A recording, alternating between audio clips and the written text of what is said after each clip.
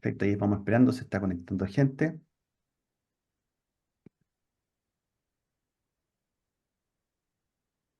Buenas noches a todos, buenas noches a Arica, Temuco. Hay harta gente que se está conectando ya al webinar. Antes que nada, agradecer a todos los participantes. Yo sé que es una hora, es una fecha que puede ser difícil. Hay fútbol por lo que me soplaron. Em, y agradecerle a todos su participación. Agradecer a la Sociedad Chilena de Cardiología y al Comité de Educación Continua por la realización de este tipo de actividades. En el día de hoy vamos a hablar en lo que respecta a las guías del 2023 acerca de fibrilación auricular del Colegio Americano de Cardiología. En esta oportunidad me acompañan tres grandes amigos, el doctor Sebastián Sangüesa, que es de Concepción, actualmente está trabajando allá, él es posbecado de la Pontificia Universidad Católica. Él nos va a hablar, nos va a hacer un resumen de las guías que van a ser el tema en cuestión y junto con él nos va a acompañar para lo que corresponde a preguntas, discusión y más que nada una conversación acerca de este tema a el doctor Mauricio Cerecea, que es cardiólogo electrofisiólogo, conocido por todos ustedes, del Instituto Nacional del Tórax, Universidad de Chile, de la Clínica Santa María, y también mi gran amigo el doctor Luis Quiñir, arritmólogo del Gran Hospital Hernán Enríquez Aravena de Temuco y de la Universidad de la Frontera. La importancia de esto y por qué vamos a tocar estas guías, principalmente traer a colación de que las últimas guías o las guías americanas previas habían sido del año 2014, con una actualización que hubo el año 2019. Por otro lado, la contraparte, que son las guías europeas, son del año 2020. Aproximadamente la tendencia general es cada 4 o 5 años hacer actualizaciones de las guías clínicas y es por eso que como grupo de la sociedad hemos decidido tocar este tema el día de hoy. Un par de consideraciones principalmente, como ustedes ya vi, están ocupando el chat, así que eh, agradezco que al final de la presentación de Sebastián o en el intertanto pueden ir haciendo llegar sus preguntas en la parte de preguntas y respuestas. Nosotros las vamos a ir leyendo y yo las voy a ir dirigiendo a cada uno de los moderadores y el expositor también. La idea es que aproximadamente el webinar dure aproximadamente una hora, dependiendo de cuántas preguntas y cómo se dé la discusión para no prolongarlos mucho y ni que terminemos muy tarde. Cualquier duda, comentario, sugerencia, me la pueden hacer llegar por interno dentro de las preguntas dentro del chat. Eh, y sin más, quiero dejar al doctor Sebastián Sangüesa, quien nos va a presentar de las guías. Muchas gracias, Alejandro. Gracias a todos por asistir. En esta noche de fútbol, voy a hablar brevemente sobre los aspectos más importantes de la guía de fibrilación auricular que se publicó el año pasado por el Colegio Americano de Cardiología y otras sociedades de cardiología estadounidenses. Este es el título de la guía. Vamos a cerrar unas pantallas acá. Y esta guía parte y habla de cómo se realiza y cuál es la metodología basada en la evidencia en dar las recomendaciones. Y me parece importante empezar por esto. Las clases de las recomendaciones. Clase 1, 2A, 2B, 3, que no hay beneficio, y 3 que hay daño. Las recomendaciones clase 1 habla que el beneficio es mucho. Y esta es la alternativa o la recomendación clínica de excelencia que hay que hacer. La recomendación 2A, esto es más beneficio que riesgo. 2B, el beneficio es poco. Y 3 aquí en naranjito, que habla que el beneficio no es mucho igual al riesgo. Y aquí en las recomendaciones de edad. ¿Ya? Los expertos que realizan esta guía se juntan, distintos cardiólogos, médicos que trabajan en medicina cardiovascular, medicina basada en la evidencia, y en relación a los estudios y la evidencia disponible, generan las recomendaciones. Y hablo de esto porque el mecanismo en que vamos a hablar de las recomendaciones es al revés. Vamos a partir de esta y vamos a realizar algunos trabajos para entender mejor el cuerpo y el espíritu de la misma recomendación. Entonces, aquí parte la guía y este es el temario, la hoja de ruta de los temas que vamos a hablar. Uno, de la nueva clasificación que habla esta guía de la fibrilación auricular que está enfocada en la prevención. Dos, algunos conceptos sobre anticoagulantes, situaciones especiales y bien particulares. 3, algunas recomendaciones sobre el cierre de orejuelas izquierda. 4, la anticoagulación en los episodios rápidos de frecuencias auriculares, detectadas por dispositivos, y aquí se llaman ARES, un tema que estuvo bastante en boga por un par de trabajos importantes que salieron el año pasado y este año. 5, aspectos sobre el control del ritmo, que es lo nuevo, y 6, aspectos sobre la ablación por catéter. Para partir definiendo algunas cosas, ¿ya? Vamos a hablar de fibrilación auricular clínica, aquella que está demostrada en algún electrocardiograma o algún dispositivo de detección, llámese Holter de 24 horas o de más tiempo, y que el paciente tiene síntomas y que el clínico interpreta que esto es por la misma fibrilación auricular, es por la red. Pero importante también, y aquí se da y se define la fibrilación auricular subclínica, ¿ya? En la que uno detecta la fibrilación auricular, ¿ya? Detecta la arritmia, pero el clínico no sabe o no atribuye los síntomas, ¿ya? A la misma arritmia. Y que es un tema que es controvertido y que hay bastantes editoriales que hablan si realmente toda la fibrilación auricular, todos los episodios tienen síntomas o si realmente esto existe o no, la FA subclínica. Y en tercer lugar, los episodios que ya lo mencioné, los episodios de alta frecuencia auricular, que está dentro de la fibrilación auricular subclínica la gran mayoría de las veces, y son episodios que se detectan en los dispositivos. Y hay que tener mucho juicio, mucha acuciosidad para categorizarlos y ver si que no corresponda a otro tipo de arritmia o que no corresponda a artefactos. ¿Ya? Esto también tiene un manejo específico que se trata en esta edición de ley. Solo para recordar, porque vamos a hablar de riesgo embólico, esto es una tabla que habla de un score de clasificación de riesgo embólico, el más frecuente, el TAT2 BASC score, en que va desde el 0 a 9, tomando en consideración el sexo masculino o femenino, y solo más o menos para entender el perfil de riesgo de stroke, de embolía cerebral, que existe por cada número de este. Hablamos de un stat score de 2, un riesgo de 2.2%, que según recomendación de expertos ya es suficiente y necesario indicar la anticoagulación. Score de 4, de 4% de riesgo de score por año. Y más valor, más riesgo por año. Es para entender más o menos el perfil de riesgo de los pacientes. Entonces vamos por los primeros temas, hablemos de la nueva clasificación.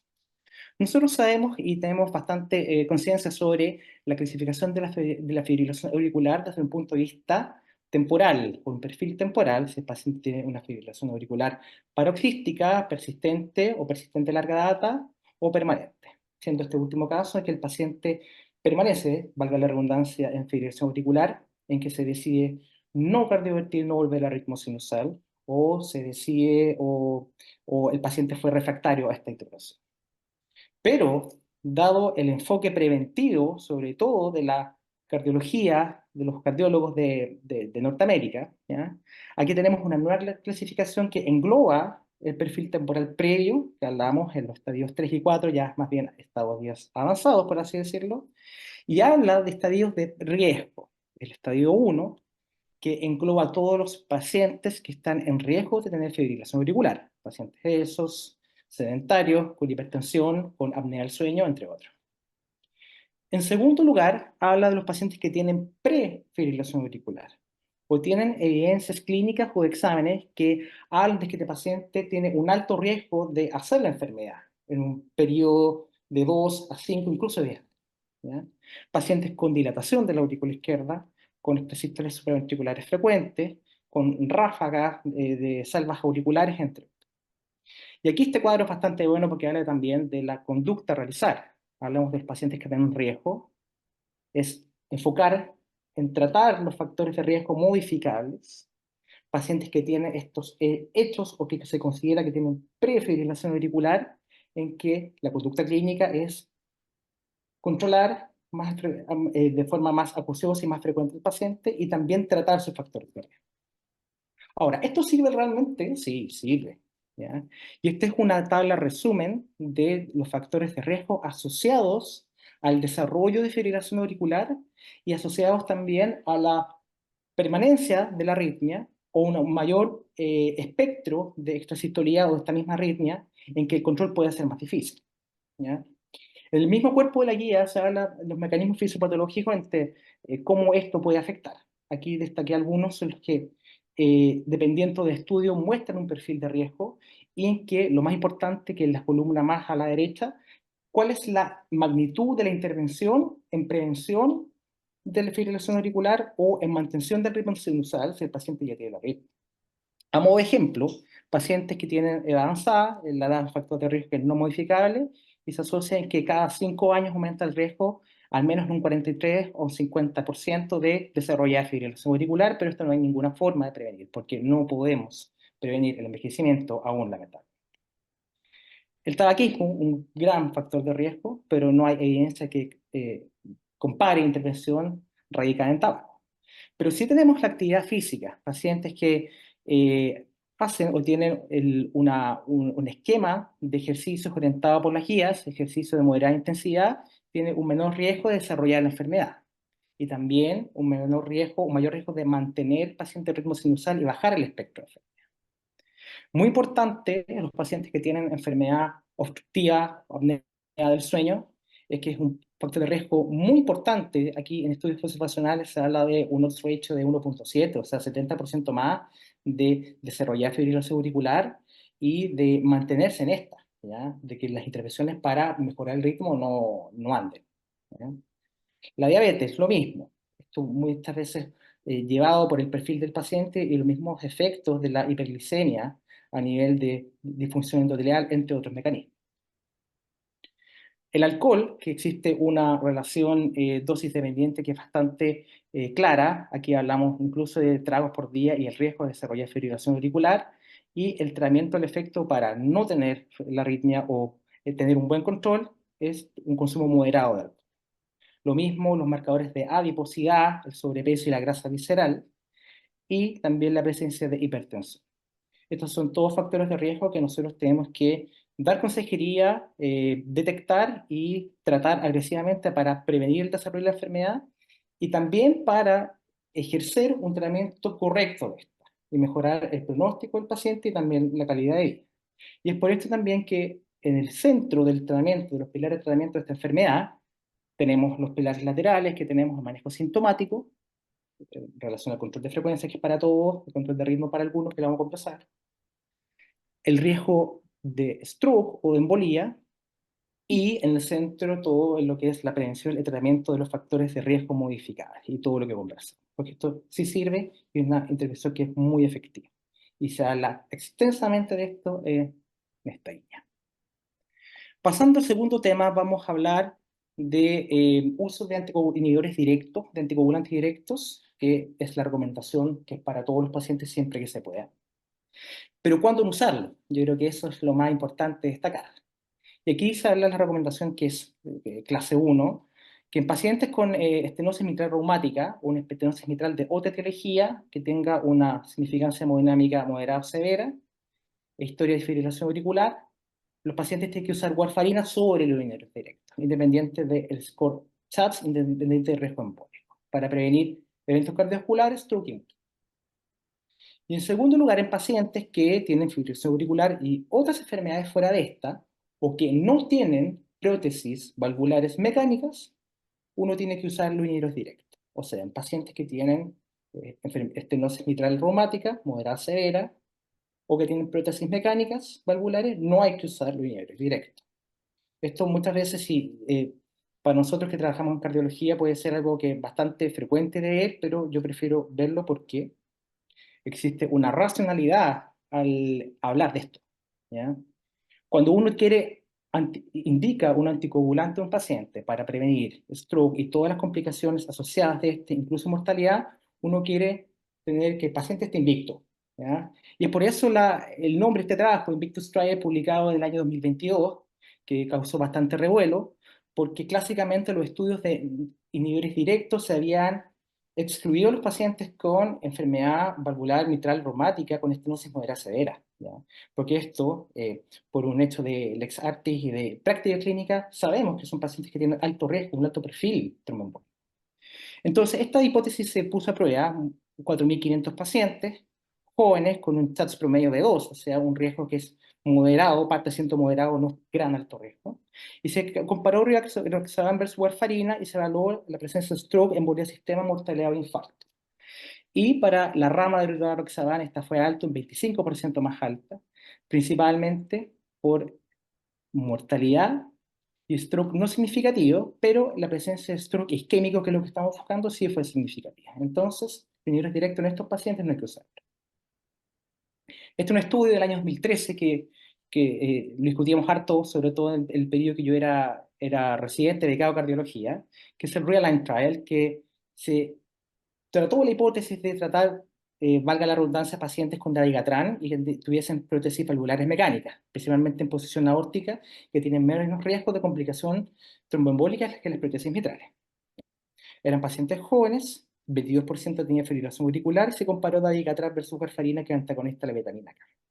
Y se vio lo mismo y que este estudio se tuvo que detener precozmente ya la alta tasa de eventos tromboembólicos. Entonces, pacientes con prótesis mecánicas no usar estos fármacos. En tercer lugar, vamos a hablar del cierre de escuela, y aquí se divide en cierre percutáneo y cierre quirúrgico.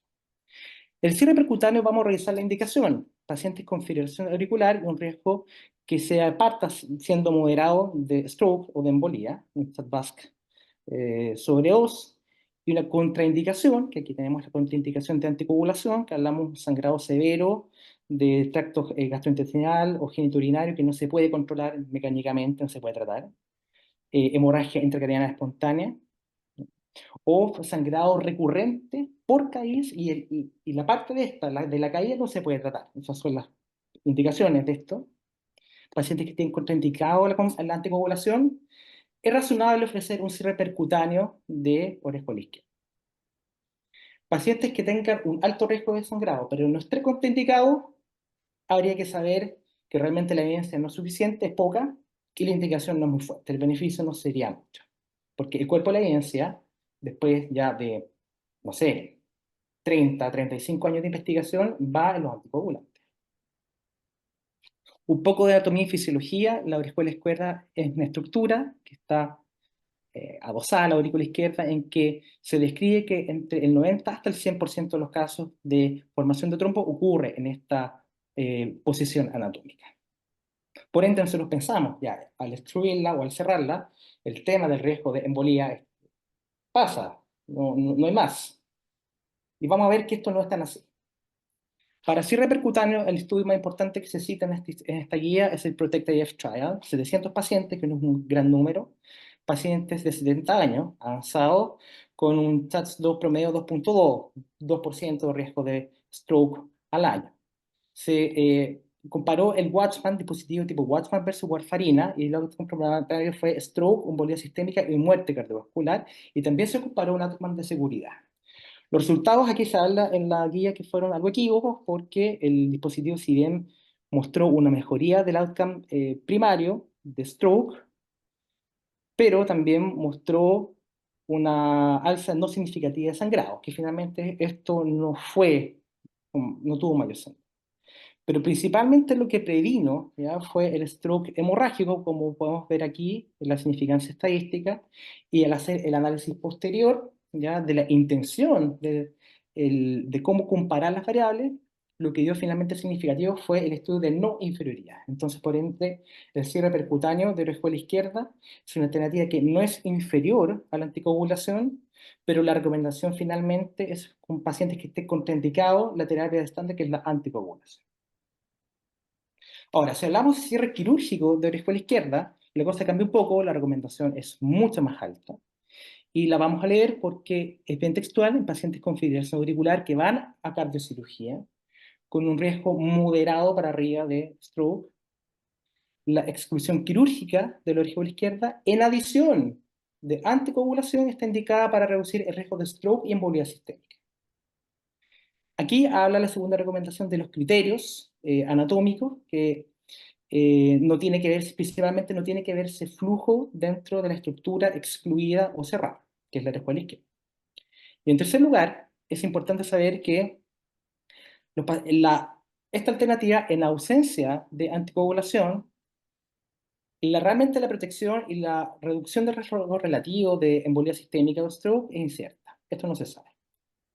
¿Y por qué? Porque en el año 2021 se hizo este trabajo que se llama LAOS Pre-Trial, 4.811 pacientes, que esto fue bastante bullado en el Congreso Europeo de este año, que se habló mucho de este estudio, y que se estudió pacientes con fibrilación auricular y que iban a cardiocirugía por otro motivo, la gran mayoría por revascularización coronaria. Pacientes con un riesgo embólico alto, un TATS promedio de 2, TATS 2, fibrilación auricular paroxística 50%. Se evaluó la alternativa de cierre versus no cierre y todos los pacientes de este estudio estuvieron anticoagulantes. Y se vio que existió un beneficio adicional del cierre quirúrgico de la escuela izquierda a la anticoagulación en un plazo de 72 meses y se mantuvo por el tiempo de al menos un 30%. Entonces, el beneficio de esta alternativa, de esta estrategia, es con anticoagulación. Siguiente tema, ¿qué hacer con los episodios rápidos detectados en los dispositivos o, como definimos al principio, de los HACs?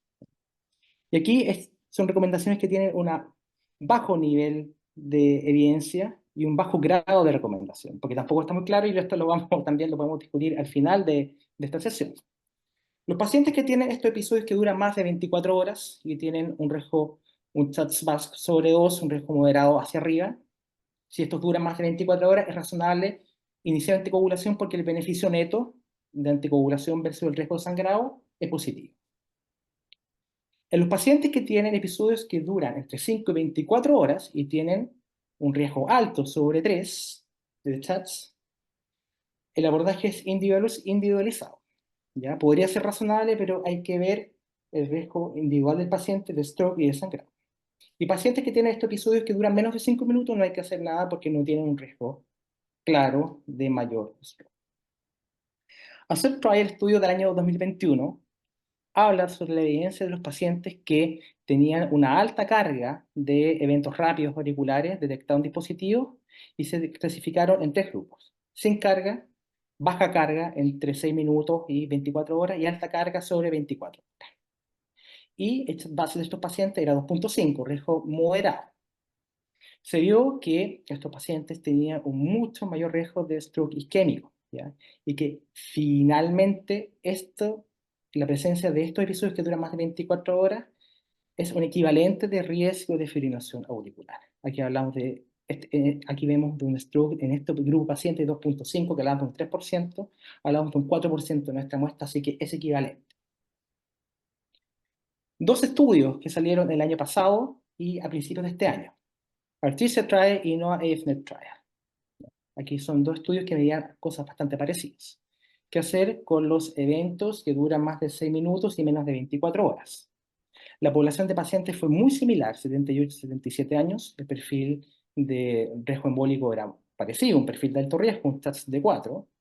Y la duración promedio fue en NoFNet, que se describe en el estudio, 2.8 horas, y en Artesia fue un 80%, fueron menos de 6 horas. Y aquí hay cosas que son bastante interesantes de discutir. Lo primero, en NoFNet se habla de que el outcome principal que se midió acá, que se comparó edoxaban, anticoagulación con inhibidor directo versus nada, fue que finalmente el outcome compuesto no hubo una reducción de muerte cardiovascular, stroke o embolía sistémica del outcome compuesto, y sí hubo un mayor riesgo de sangrado. Pero al analizar los resultados, cada uno por sí solo, existió una reducción no significativa de ácido isquémico desde 1.109% por el inhibidor directo, embolía sistémica al menos un 50%. ¿Ya?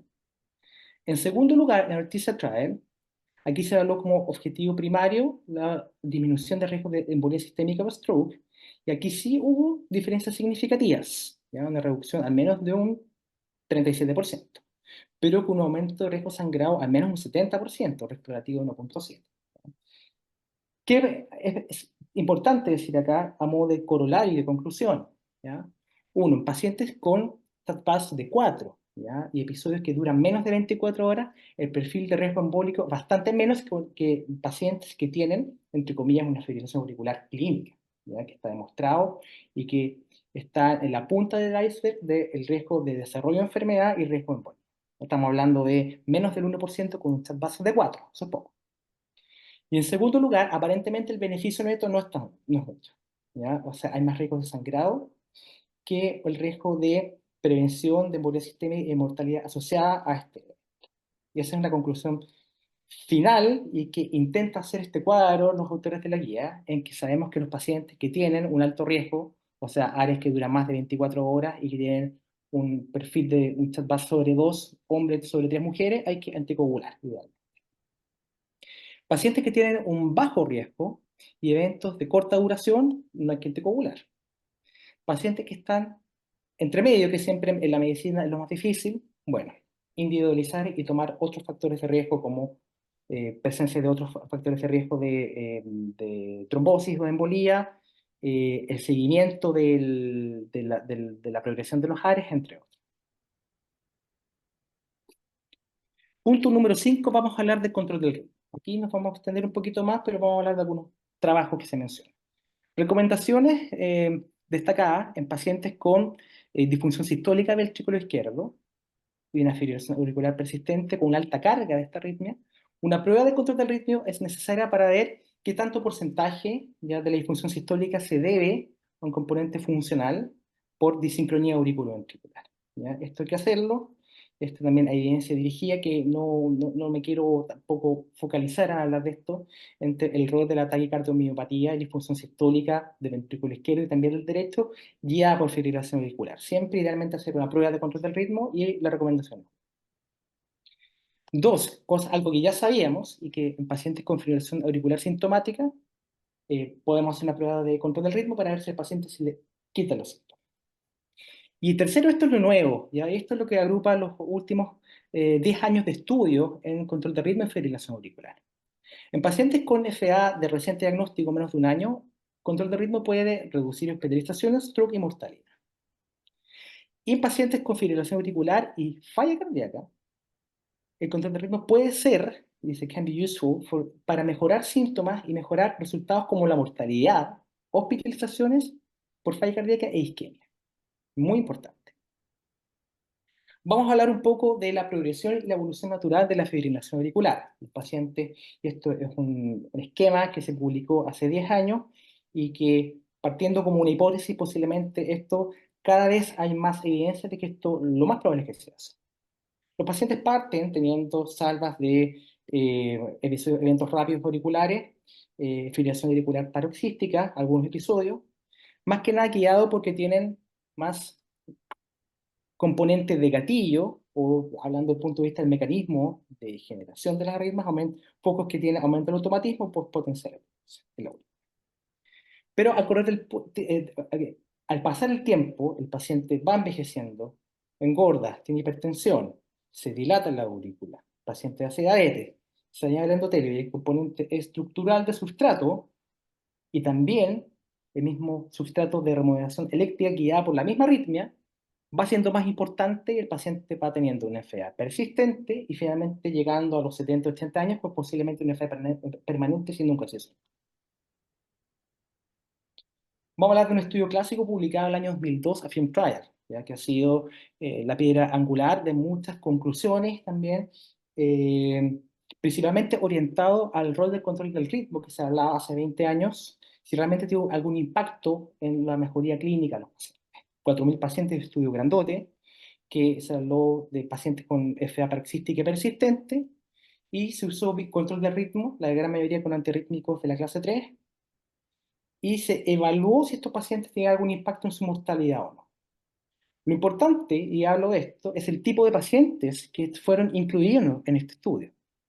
La edad promedio fueron 70 años. Uno, pacientes con edad avanzada, posiblemente muchas comorbilidades. Dos, el 35% de estos pacientes tuvo una aurícula de tamaño normal, pensando en el complemento del remodelado estructural. Y tercero, como la gran mayoría de los estudios de fibrilación auricular, 75% tuvo fracción de eyección conservada. Y la diferencia entre control de ritmo y frecuencia de mortalidad no fue significativa. En el fondo, este estudio dijo, bueno, estas alternativas son comparables. Pero años después hubo un subanálisis retrospectivo en que qué factores realmente se asociaban a una menor mortalidad en la población de este estudio. Y principalmente el uso de warfarina para bajar el riesgo de stroke y mantener a los pacientes en ritmo sinusal. O sea, los pacientes que se demostró de las dos ramas que estuvieron en ritmo sinusal la gran mayoría del tiempo fueron los que se murieron. Entonces, ¿por qué los grandes pivotales nunca lograron demostrar un beneficio del control del ritmo sobre frecuencia en términos de mortalidad y otras variables? 2/3 de los pacientes tuvieron FA persistente permanente en pacientes añosos, ¿ya? Pacientes que el beneficio ganado de tenerlos o ofrecer la estrategia de control del ritmo posiblemente no era tal. Mucho componente de remodelado estructural y también mucho crossover. Eso también se habla en algunas publicaciones. Entonces, la evidencia que habla de estos estudios, principalmente de Frame Trial, es algo equívoca para llegar a esta conclusión.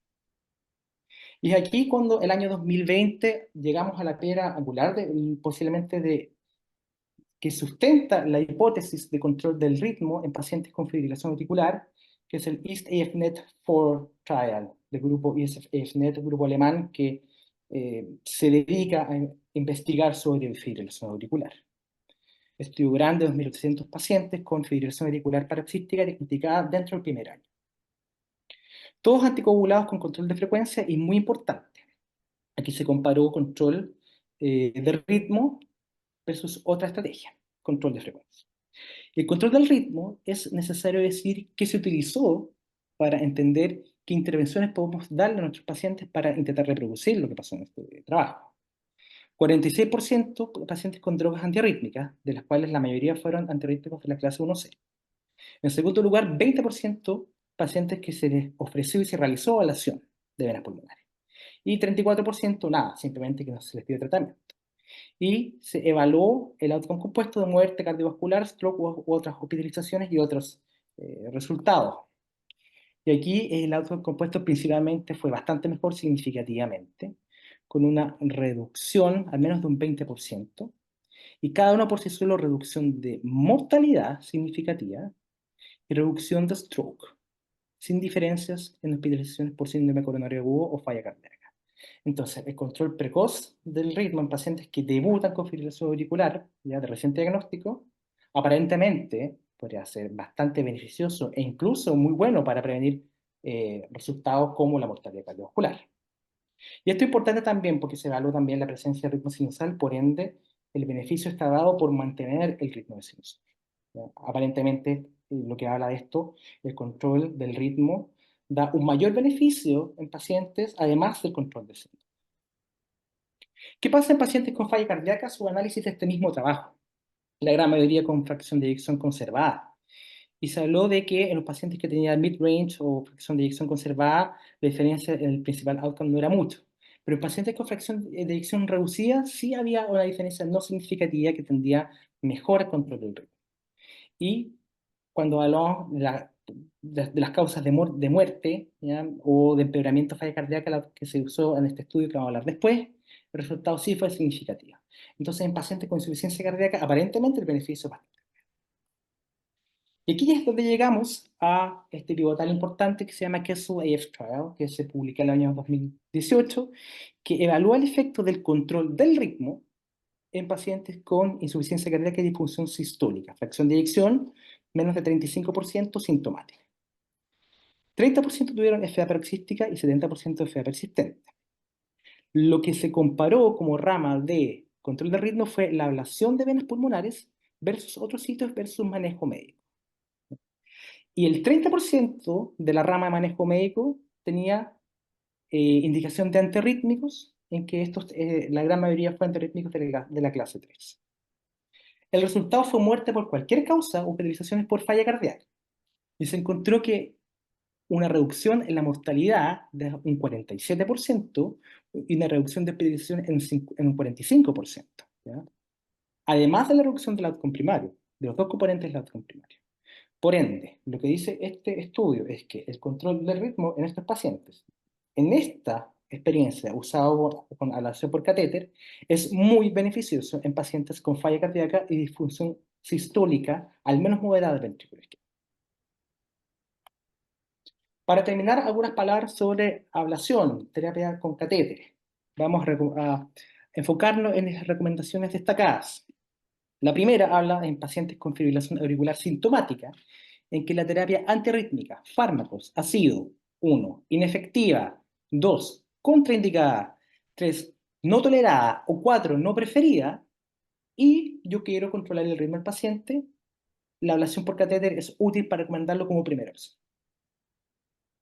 Segunda recomendación, nivel 1, en pacientes seleccionados, jóvenes con pocas comorbilidades y fibrilación auricular paroxística, y que yo quiero controlar el ritmo, la ablación por catéter puede ser una alternativa razonable para ofrecerla como primera línea, antes que los fármacos, para mejorar los síntomas y reducir la progresión a una enfermedad persistente.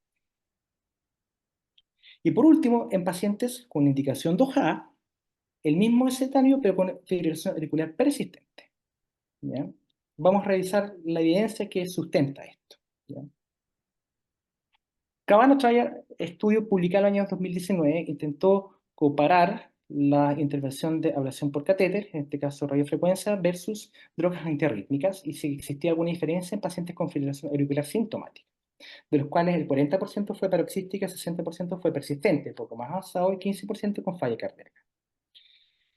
El outcome primario fue muerte, stroke invalidante, sangrado mayor o paro. Y esto es muy importante porque este trabajo se presenta de que la terapia por ablación existió un menor porcentaje, un menor riesgo de desarrollar alguna de estas complicaciones, mortalidad y stroke.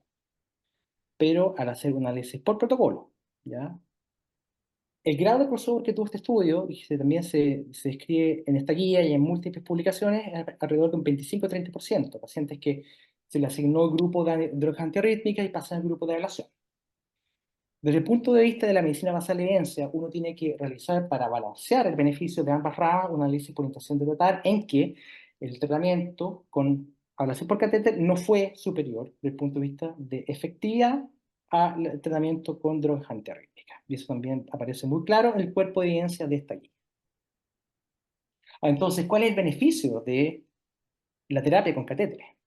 Y aquí empezamos y seguimos avanzando en el tiempo, año 2020, y un AF Trial. Experiencia del grupo canadiense, que habla de algunos pacientes, 303, con enfermedad paroxística, jóvenes, con un tiempo de evolución de un año en promedio y una aurícula de un diámetro de 39 milímetros que se pone en el criterio de inclusión del paciente. Y aquí se comparó criolación versus drogas antiarrítmicas, la gran mayoría antiarrítmicos 1C, y aquí el outcome primario fue la recurrencia de arritmias auriculares. Y aquí se ve que existe un beneficio que es bastante mayor en los pacientes con el grupo de ablación que tuvieron menos tasa de recurrencia de arritmias auriculares y de fibrilación auricular. Parece ser una terapia un poco más definitiva y con menos tasa de recurrencia. Ahora, muy importante, aquí se describe dentro de los resultados el porcentaje del tiempo en que los pacientes en promedio estuvieron en fibrilación auricular, y aquí se habla que en la rama de ablación fue un 0%, 0,6%. Y la rama de drogas antiarrítmicas, promedio de 3,9%. ¿Ya? Aparentemente, ese sería el beneficio de la terapia por catéteres, terapia más definitiva, de menos riesgo de recurrencia, versus fármaco. Y esto mismo también se vio en el Stop AF First Trial, que evaluó pacientes de similares características. Ojo que también muy importante destacar que el control de esto fue con loop recorder, fue con grabaciones por semanas, incluso meses, de, del ritmo de los pacientes. Y también se vio un beneficio que los pacientes tenían menos recurrencia de fibrilación auricular. ¿Qué pasa con fibrilación auricular persistente? Un estudio pequeño del grupo de Barcelona, en pacientes jóvenes con FA persistente de menos de un año de evolución, que se compara evaluación con radiofrecuencia en este caso versus fármacos antiarrítmicos y versus evaluación de otros sitios, y esa es la recurrencia de fibrilación auricular, pero aquí esto fue usado y fue monitorizado con Holter de 24 horas persistente. Y se habla de que podría ser mejor la terapia con ablación desde el punto de vista de recurrencia, en pacientes incluso con FA persistente, y por eso la recomendación para tratamiento con catéteres de este tipo de pacientes mejora, como vimos anteriormente, a una recomendación 2. De punto de vista de síntomas, una tenore.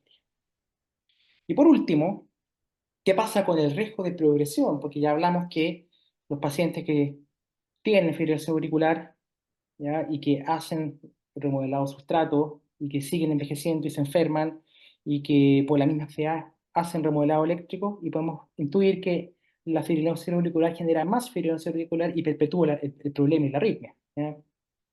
Esto se vio un análisis retrospectivo del Early F Trial que se presentó en el Congreso Americano de Cardiología como este título, el Progressive AF Trial, del mismo grupo canadiense Jason Andrade, en que se vio el riesgo de progresión de FA persistente en pacientes tratados con ablación versus fármaco y el riesgo de la perpetuación de la arritmia en pacientes tratados con catéter es bastante menos.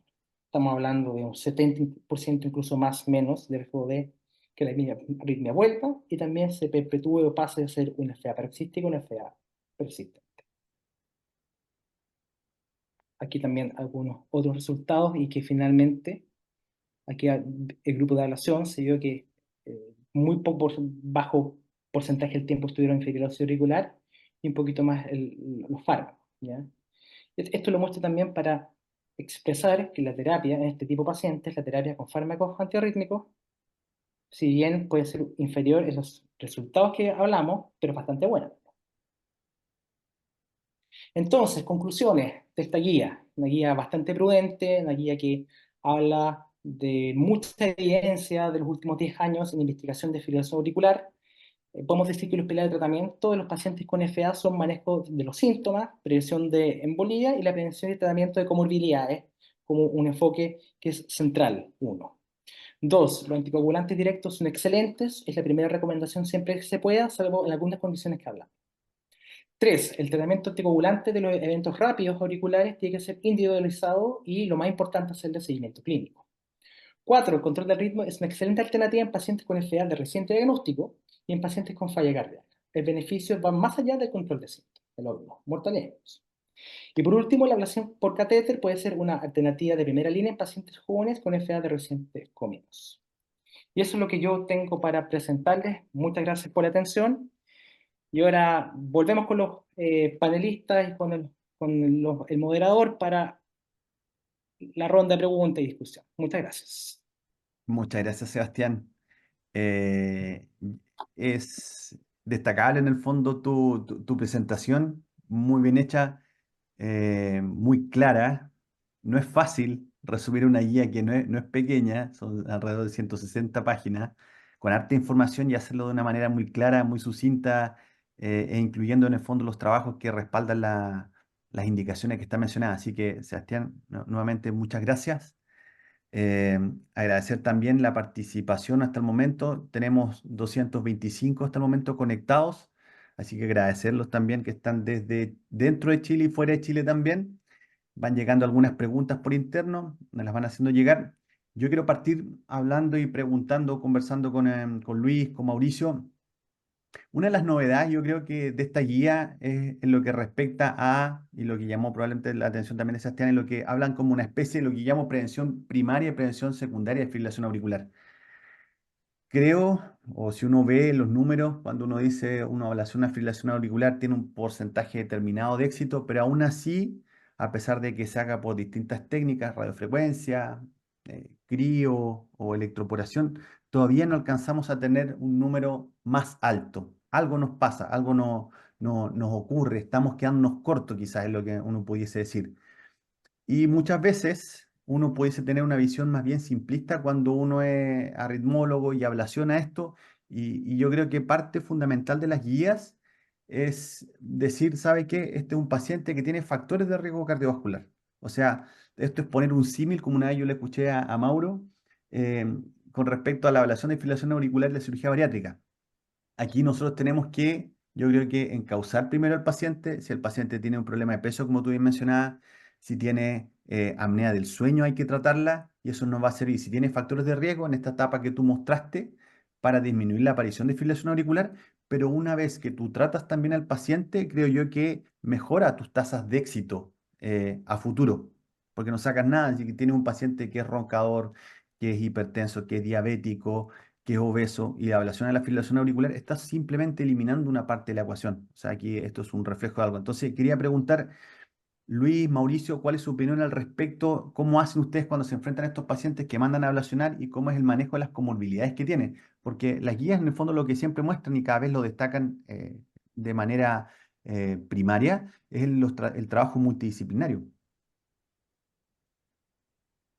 Sí, bueno, yo creo que lamentablemente una vez se queda corto, ya se la pega un poco a media, ¿no es cierto? Y eso yo creo que el gran déficit que tenemos los médicos, nos enfocamos solamente a un aspecto, digamos, las pastillas, ablación para la casa, pero claro, el enfoque integral acá es clave, pues si uno mira los centros grandes, por ejemplo, los policlínicos de fibrilación auricular generalmente en centros que son grandes, que son bien estructurados, generalmente son llevados por una enfermera, enfermero que coordina todo y coordina, ¿no es cierto?, el fisioterapeuta, coordina el nutricionista, coordina ejercicio.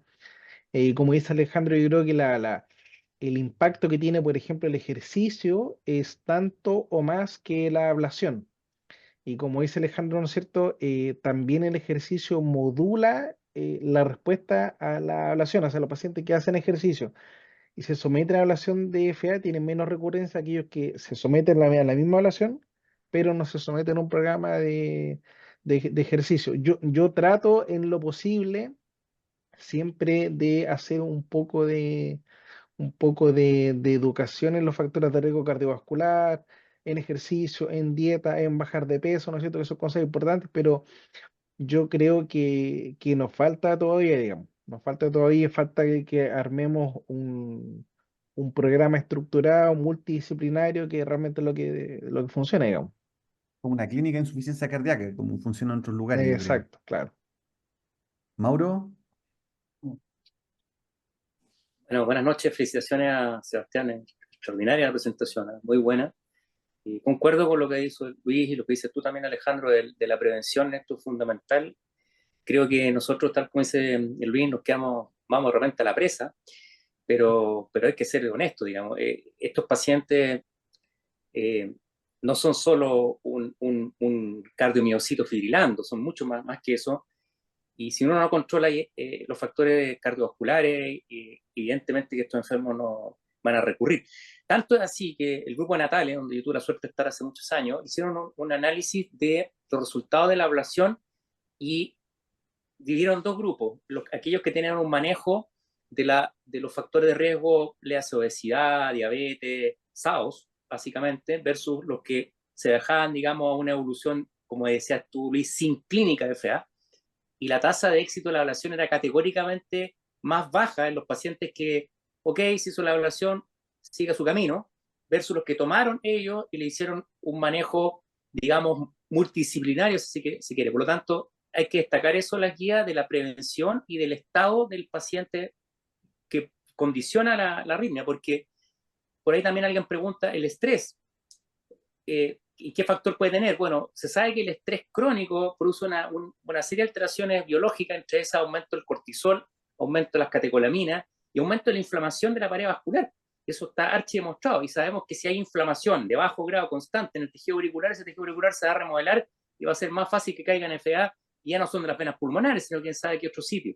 Por lo tanto, creo que hay que hacer hincapié a los que están escuchando acá y recalcar lo que ustedes están diciendo, que la prevención, el manejo multidisciplinario de estos pacientes es súper importante porque de eso depende también no solo la FA, el infarto, el accidente cerebrovascular, la insuficiencia cardíaca. O sea, uno no solamente el tratamiento de la fibrilación auricular.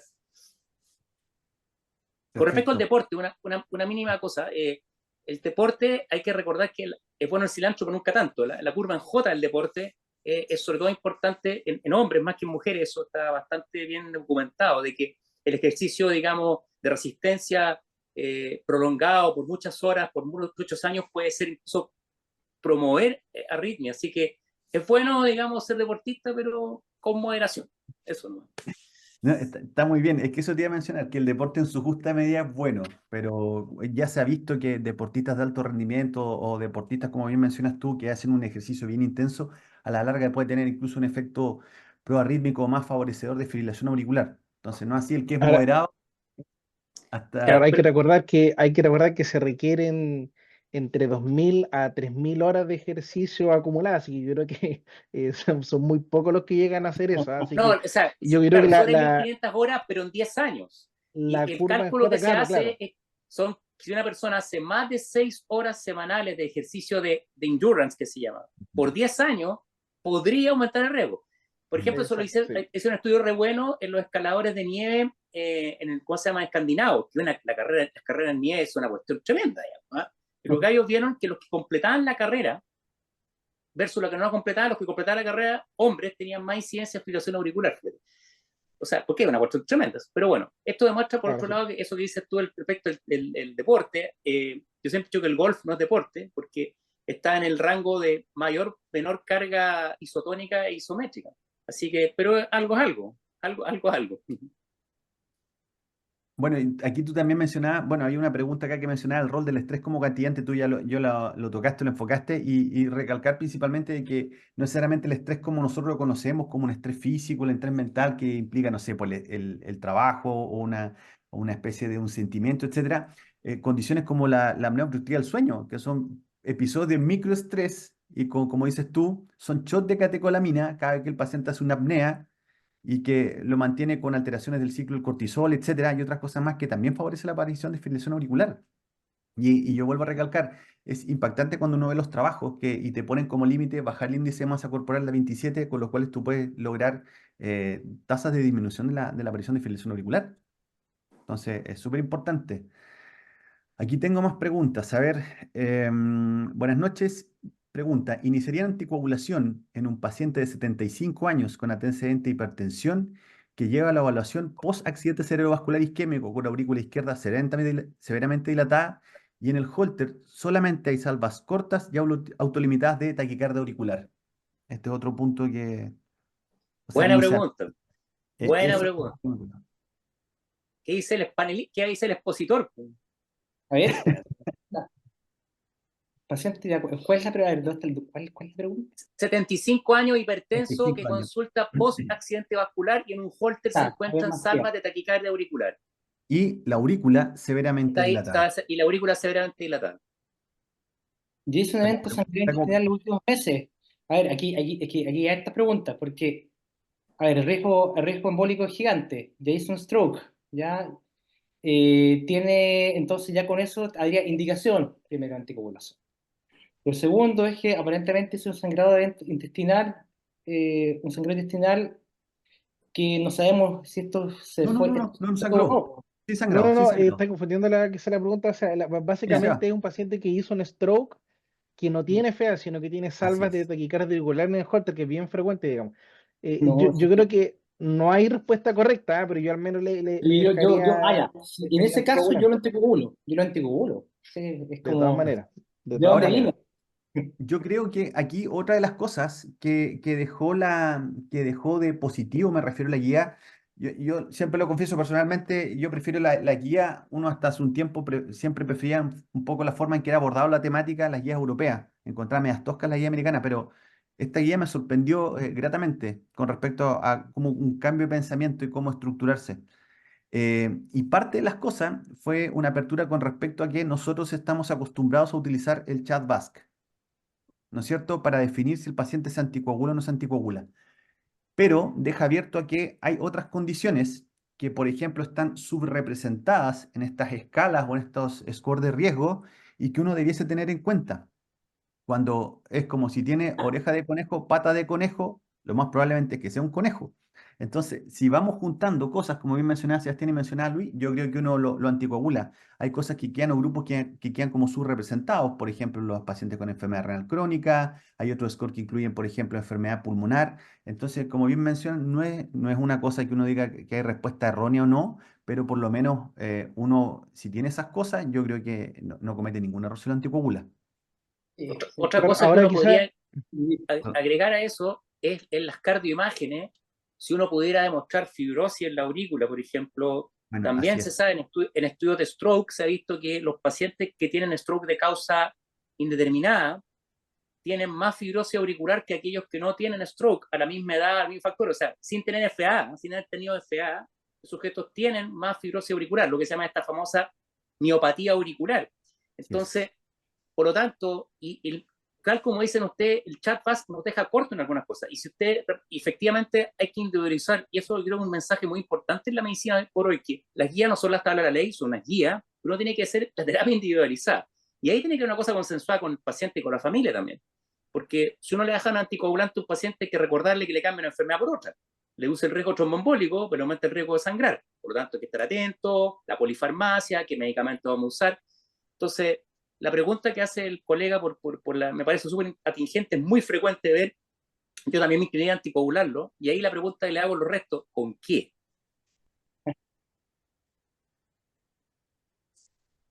Porque es fácil decir, tome DOAC, ¿no es cierto?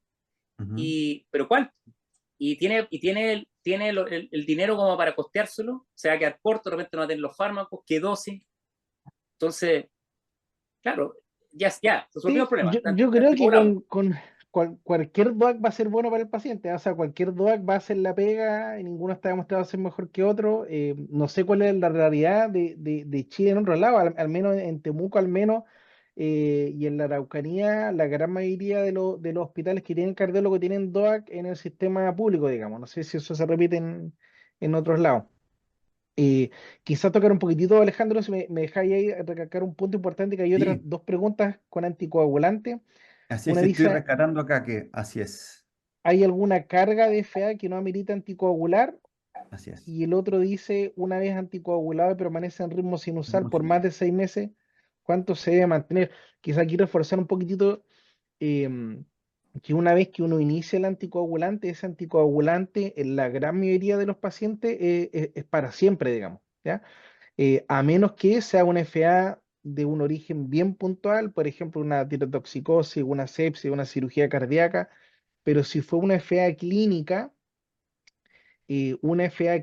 cualquier tipo de carga, por ejemplo, FA paroxística, no paroxística, FA paroxística una vez al año o FA paroxística una vez al mes, todas ellas se anticoagulan, digamos. Así O es. sea, Y, todas superan el umbral de riesgo de ser un y calaño. que independiente o no de la presencia de Eh, fibrilación auricular, los factores de riesgo corren por otro camino, y ahí la estratificación. Eso es un no poco modificable, la lo que mayoría. mencionas. Aquí hay otra pregunta. La conducta de un paciente con fibrilación auricular persistente sintomático, con pausas mayores de 2,5 segundos que requiere marcapaso. ¿Cómo queda la ablación? No sé si alguien quiere tomar el... Bueno, y como todo en la vida depende. Así es. Depende de la edad, depende de las comorbilidades, etcétera. Y si bien es cierto, la guía dice que la FA persistente, la ablación por catéter, podría ser una alternativa frente al fracaso, que sé yo qué, hay que saber que esos pacientes eh, suelen tener, como muy bien dijo Sebastián, ese gráfico muy lindo de que a través que avanza la enfermedad, los triggers son menos importantes y el sustrato es más importante. Si el paciente está mutando hacia una FA persistente, evidentemente que el sustrato va a ser distinto, y por lo tanto hay que saber y reconocer que la ablación por catéter probablemente una ablación no va a ser suficiente. Y ahí esto es una analogía a un cáncer. Cuando uno tiene un cáncer inicial, uno lo puede erradicar tal vez con cirugía, como la ablación. Pero cuando el cáncer ya está establecido y tiene metástasis, nosotros tenemos que darle probablemente cirugía más quimioterapia. Entonces, estos enfermos probablemente va a haber que ofrecerle ablación más quimioterapia, y ese paciente probablemente, si tiene condiciones que favorezcan resultados, con una aurícula no tan dilatada, etcétera, bueno, uno se la podría jugar con la ablación por catéter antes de un marcapaso, pero hay que individualizar la terapia. Quizá en eso es muy importante, que nos ha pasado por toda la vida, que nosotros vemos al paciente que ya lo vio alguien, de una FA, le deja anticoagulante, beta bloqueo y chao. Pero ¿por qué no hacer algún intento de volverlo a ritmo sinusal? Para no llegar a esto. Van a llegar un paciente con una FA persistente, un año de evolución, aurícula remodelada, con pausa, tal vez en un holter, y ya le estamos plantando con la cara un marcapasos, o sea, tirarle esponja. Entonces uno tiene que justamente prevenir esto, y prevenir, aparte de los factores de riesgo, es detener el proceso de este cáncer. Y eso por lo menos haría yo. Yo le ofrecería siempre y cuando se den ciertas condiciones del enfermo. Perfecto. Yo creo que otra cosa a destacar es con respecto a lo que hubo un cambio. Yo creo que la FIRM por mucho tiempo no nos hizo bien. Yo siempre digo eso, Es que es porque un la mal FIRM, estudio. Nadie, por eso- nadie. y por eso estuvo muy bueno, y Estás por eso estuvo muy bueno que es, comparando amiodarona contra beta bloqueo cuando sabemos que o sea, es pero absurdo.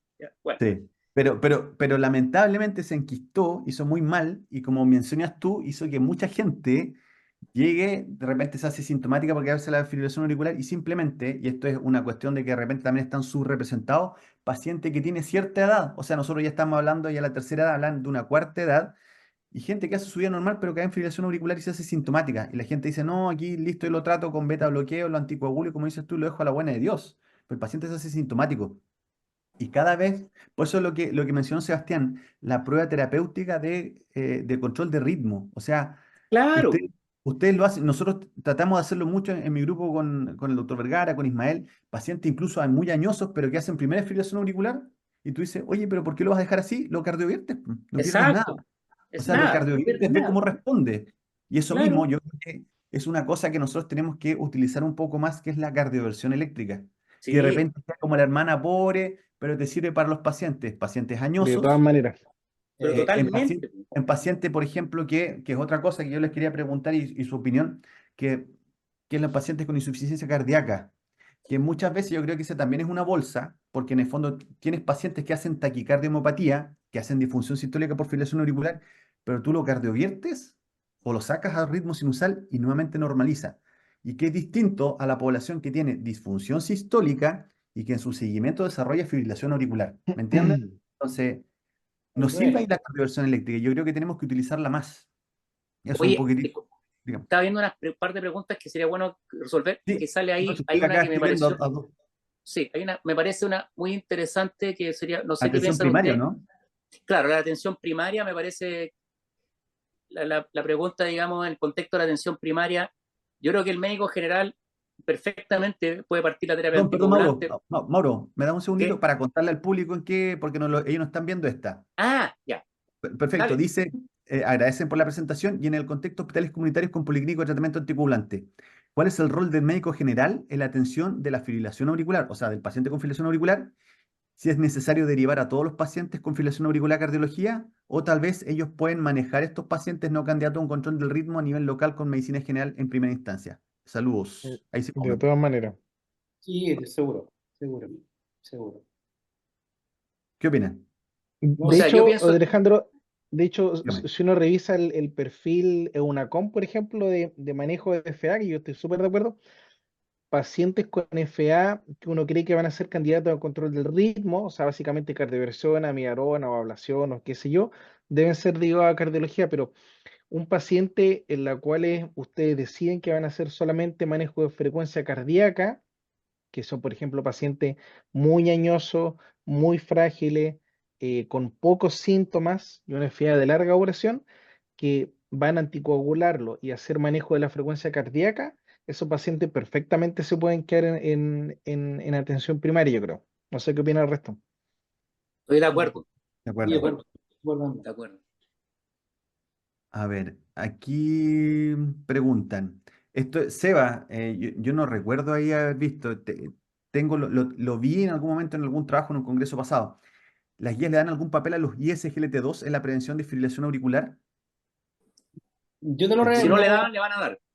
es que eso yo mismo, creo que porque eso pasó creo lo que lo que pasó con el Entresto, en la de reducción de arritmias, y por eso te digo, yo en la guía, cuando la revisé el fin de semana, no recuerdo haberlo visto, pero me tocó estar en un congreso, en el Congreso Europeo el año pasado, donde un grupo de alemanes de Münster presentó el preliminar del uso de ISGLT2, perdón, en la reducción de fibrilación auricular, y tenía un resultado positivo.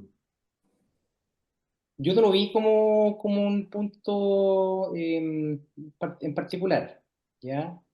Pero no sé, habrá que esperar las guías de 5 años más. Así es, así Hay es. que, hay que esperar el peso de la industria. Eso.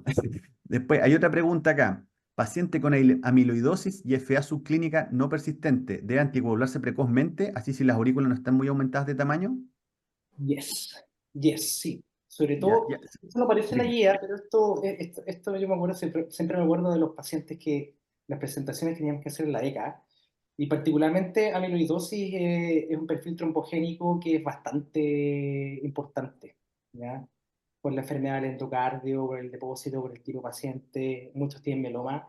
De hecho, hay algunas recomendaciones, statements de lo mismo ACC que hablan de que pacientes que incluso que pueden tener ráfagas rápidas de eventos auriculares, incluso ahí algunos autores anticoagulan.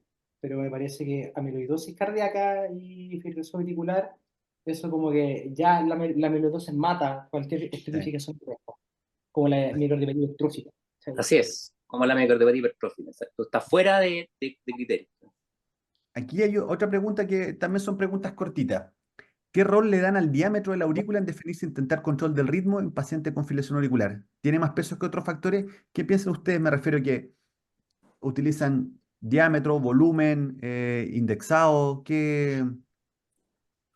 Yo Bueno, solamente le doy peso cuando son los extremos, ¿ah? O sea, si está muy dilatada, en general muy dilatada sobre 55 o 60 de diámetro la pienso, pero en realidad valores intermedios sobre 40, 50, la verdad es que no le doy mucho peso porque no me cambia mucho la conducta, o sea, siempre intento conseguir el ritmo sinusal.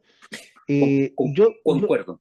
Mm, concuerdo. yo la verdad es que uso volumen y diámetro, uso más diámetro porque si uno lee todos los trabajos, generalmente Es El más diámetro. incluyen diámetro. como inclusión o exclusión el diámetro, no el volumen, cosa que la Todo encuentro diámetro. Que curiosa, el, pero que el volumen es tan variable porque depende del estado de hidratación del paciente y además es muy operador dependiente, porque una cuestión volumétrica son claro, 3D.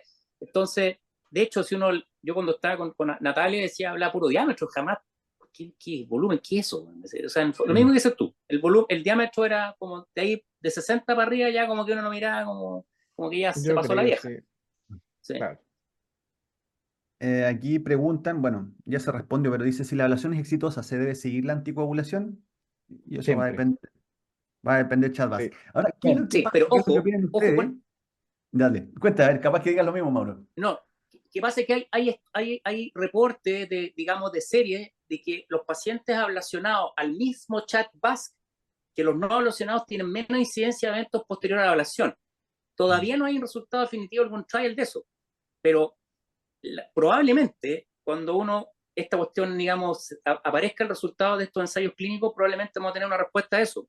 Pero hoy por hoy sigue siendo el chat VAS o el chats VA, porque hay que sacarle la cosa de la condición sexual, probablemente es más fácil hablar de chats VA, como dicen los australianos, pero lamentablemente, por lo menos en mi práctica personal, si el paciente sigue teniendo un chat VAS elevado, yo no le puedo suponer anticoagulación, lamentablemente, aunque no haya tenido Sí, más fibrilación. y eso es muy importante reforzarlo porque no es poco frecuente que lleguen interconsultas de ablación para suspender el anticoagulante porque tiene mucho riesgo de sangrado.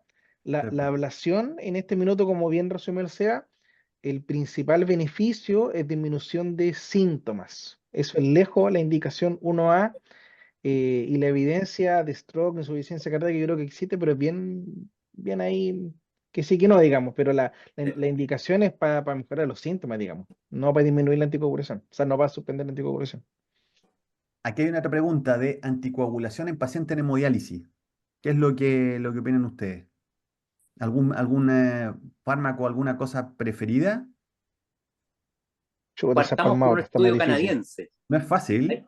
hay un estudio canadiense publicado en 2014 en Circulation, que es algo así como de 10.000 pacientes, que es una base de datos, en la época previo, digamos, a los DOAC, y demostraba que el uso de warfarina en pacientes dializados, el outcome en cuanto a los riesgos y beneficios superaba los riesgos al beneficio. O sea, que casi mejor no anticoagular a un paciente en diálisis por los riesgos que implicaba eso.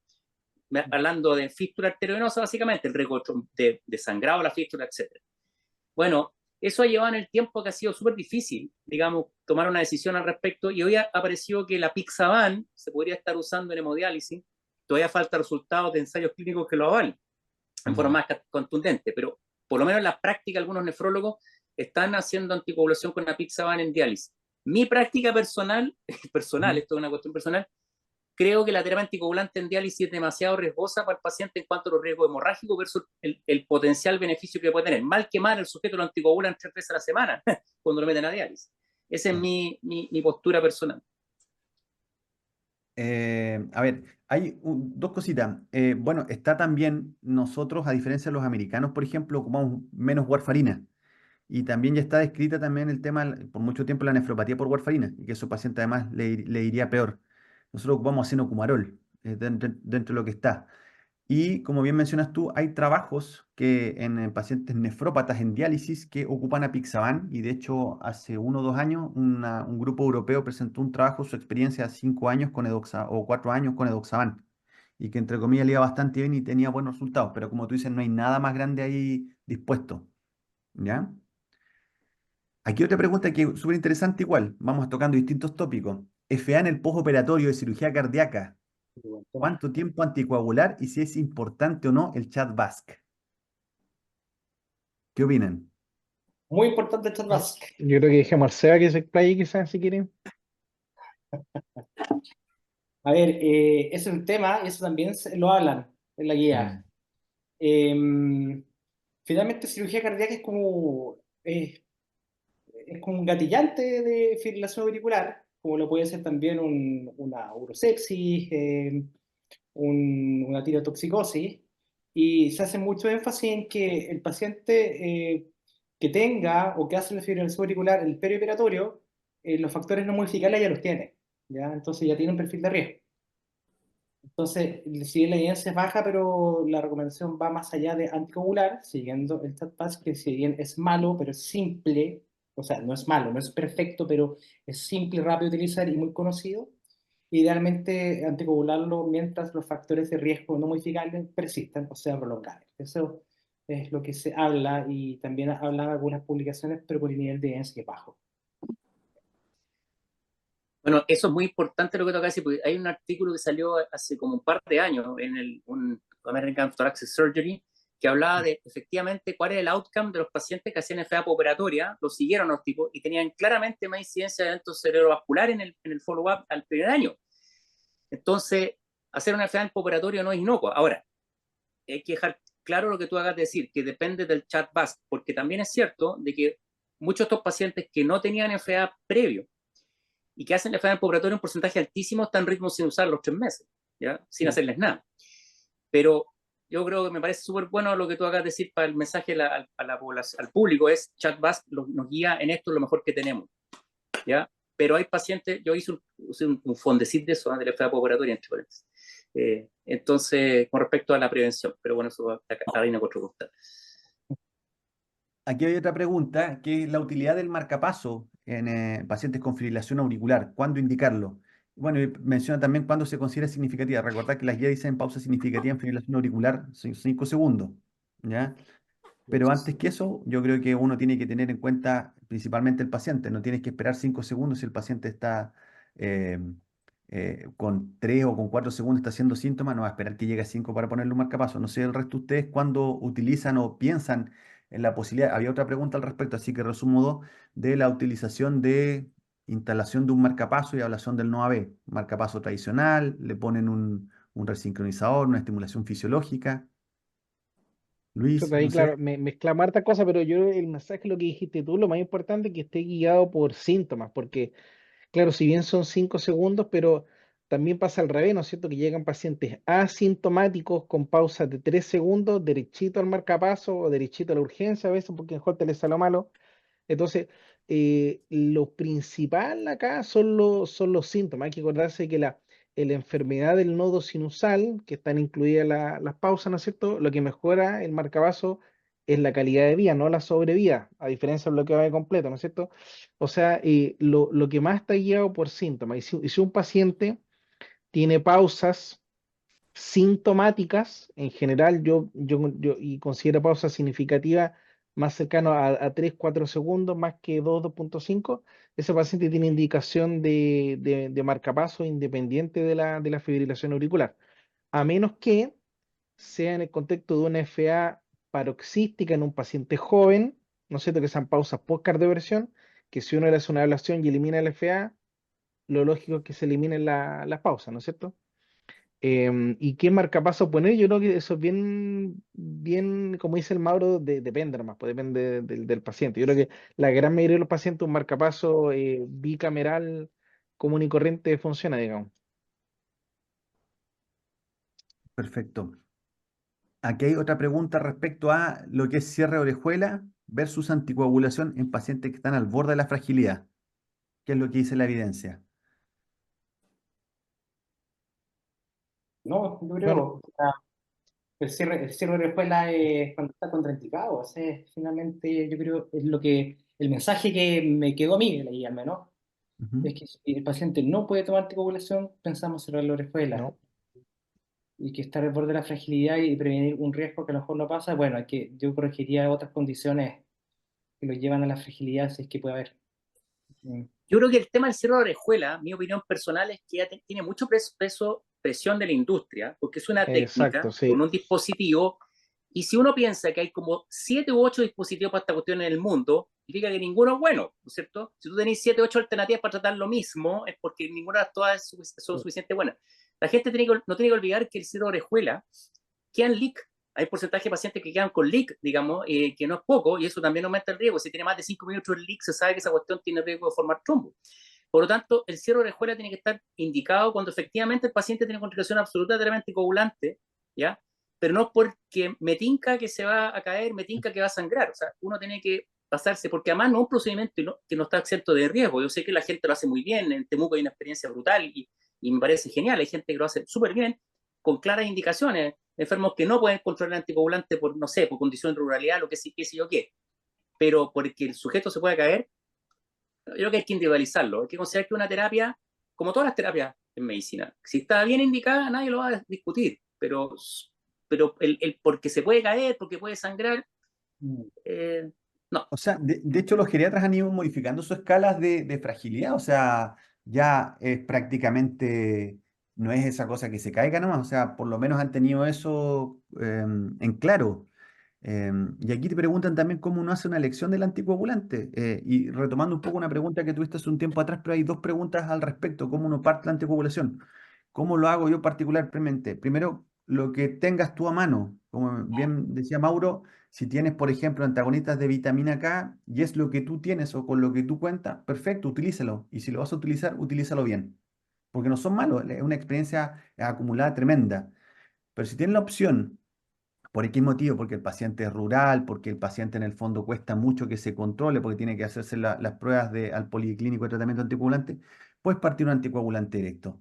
¿De qué va a depender? Hay para todos los gustos. Va a depender si el paciente tiene disfunción renal o no, si el paciente tiene alguna enfermedad gastrointestinal, etcétera, que haya o el antecedente de sangrado. Va a requerir, por ejemplo, si tú crees que en algún momento pudiese requerir un antídoto, quieres tener un antídoto, puedes ocupar eso y el costo, actualmente con los fármacos y con la bioequivalencia de los fármacos han bajado notablemente de costo. Y muchas veces la gente prefiere tomar esos. Obviamente también uno tiene que tener la idea y utilizar bien esos medicamentos, porque uno tiene que ver que efectivamente controlar por lo menos función renal en algunos casos, función hepática en otros, ver qué dosis voy a dejar. Voy a dejar la dosis completa, voy a dejar una dosis más baja, eso va a depender también de la edad, del peso, etcétera. ¿Qué más? A ver. eh, yo les iba a preguntar, como para ir redondeando un poquitito, porque ya llevamos casi una hora y media, la opinión de ustedes con respecto a esto que es prácticamente un poco como el lema que es ablación para todos. Pero si ustedes ven, el lista IFNet mostró que estos pacientes que le iba muy bien, solamente un 20%, que fue la demostración de la vida real, recibió ablación, el resto se trató farmacológicamente. Entonces, ¿qué es lo que ustedes creen o cómo visualizan que esto se viene a futuro? Esto de que esté indicación clase uno y casi que ablación para todos. Es una reflexión más bien filosófica para los tres. ¿Qué opinan? Seba, después de la... Sí, yo creo Ujú. que ablación no para todos, pero sí manejo del ritmo para todos. O sea, Perfecto. no tener esa actitud pasiva, ¿no es cierto? No ve un paciente con FA, por muy dilatada que esté la aurícula, por muy añoso que esté el paciente, yo creo que la gran mayoría, más del 90%, hay que hacer al menos un intento, dejarle, si es más añoso a Miarón o si es joven, dejarlo 30 rítmico, ¿no es cierto? Cardiopresión y ver qué pasa, ¿ya? Y hay muchos pacientes que van a llegar al control y van a decir, me siento mucho mejor. Les quiero contar nomás cortito un caso que yo hace como 6 meses en la consulta, 70 años, FA persistente de 2 años de duración y runner amateur. Y venía para consulta. ¿Cómo se siente? Bien. Palpitaciones, no. Disnea, no. Mareos, nada. Corría 10 kilómetros 3 veces a la semana. ¿Vale? Electro FA, todos los Holter en FA. ¿Ya? Eh, no sé qué habría hecho la mayoría. quizás dejarlo así, como ciertos pacientes se estupe, pero bueno, el tema es que le dejé, como tenía 70 años, le dejé a mi arona cardioversión, llega al control del caballero y me dice, doctor, usted me puso un tanque de oxígeno en la espalda. Ahora corro los 10 kilómetros que antes me demoraba 1 hora 20, ahora lo hago en menos de 1 hora. Yo. Entonces, al final, uno no sabe qué tan sintomática es esa FA hasta que el paciente está en sinusal. Ese yo creo Así que es el es, mensaje al menos que me queda como para mí. se adaptan, se adaptan a vivir en FA. Y como dice alguien por ahí, ¿por qué tenemos que tolerar que alguien ande en condiciones no fisiológicas? Es ridículo. O sea, yo cito al profesor Fajuri, que alguna vez yo Eso lo mismo. escuché decir, por algo Diosito nos hizo un ritmo sinusal. Entonces, yo creo que este mensaje es súper importante, independiente que uno quiera hacer un tratamiento precoz. No tenemos por qué, digamos, dejar que la fisiopatología nos gane. O sea, si nosotros podemos evitar que un paciente se mantenga en FA, como dices tú, fármacos, cambios tiroideos, lo que tú queráis, cardioversión, no se trata de quemarlo, se trata de que mantenga la resolución. El solo hecho de que esté en sinusal va a evitar que progrese la enfermedad, que sea con medicamentos, con lo que sea. Va a evitar que progrese la enfermedad. Y eso es lo que queremos evitar. Y además que hay que olvidarse que la FA no solo aumenta el riesgo de accidente vascular, aumenta la posibilidad de tener demencia. La gente con fibrilación auricular persistente o permanente tiene menos funciones cognitivas. Eso es un hecho de la causa. Entonces, no solamente el accidente vascular y quedar, digamos, más básico, sino que condiciones cognitivas de menor calidad. Por lo tanto, hay que intentar razonablemente volver al paciente a remoción sinusal con lo que uno tenga a mano, cardioversión, fármaco, y si puede ablación porque tiene indicación, bueno, será ablación, pero no para todo, estoy de acuerdo con eso, 100%. Sinusal, la sinusal es música. Chile, país de poetas. Music. Bueno, aquí también destacan lo mismo que había mencionado con respecto a Mauro de la evaluación de la aurícula. Si uno pudiese hacer el grado de fibrosis en la aurícula, también se destaca acá, o hacen un comentario, que uno pudiese hacer la ecocardiografía, el strain de la aurícula, que en general uno no lo pide, pero también pudiese ser una herramienta para definir esto. Sí, así es.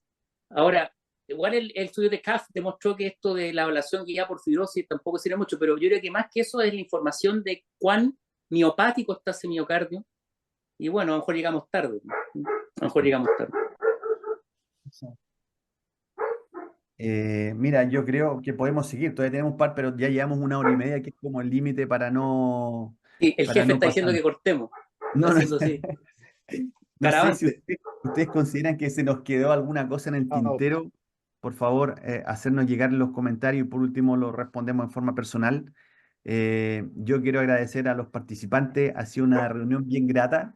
La idea de un webinar acá es que se presente un tema, creo yo, y que lo conversemos entre amigos, porque más que uno que tenga, porque cuando uno le pregunta a alguien algo, ve como que tiene las razones, como que tiene, aquí se discute, se ofrecen distintos puntos de vista, se hace un consenso y eso creo que es lo más interesante.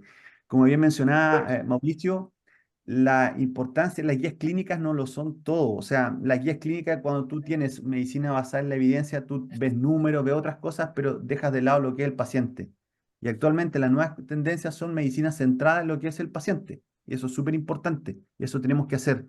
Y eso es súper importante además para la aplicabilidad a la salud pública, porque gran parte de estos estudios, estos trabajos vienen de países que son países desarrollados. Nosotros todavía estamos aspirando a eso hace muchos años, ¿ya? Agradecer a ustedes, a mis amigos panelistas, a mi amigo expositor, eh, agradecer a la sociedad, al capítulo de educación en médica continua también de la sociedad, y a todos ustedes dejarlos invitados para futuros webinars, que nos sigas en redes sociales, tenemos nuestra página sochicar.cl, estamos también presentes en Instagram y en X o ex Twitter. Así que muchas gracias a todos y que tengan una bonita noche. Que estén muy bien. Gracias. Hasta Chao, luego. chao. Chao, Chao, chiquillos. Chao. bien. Muchas Chao. gracias. Chao, Felicitaciones, chao. Seba. Muy bien, Seba. Muy bien. Gracias, chao.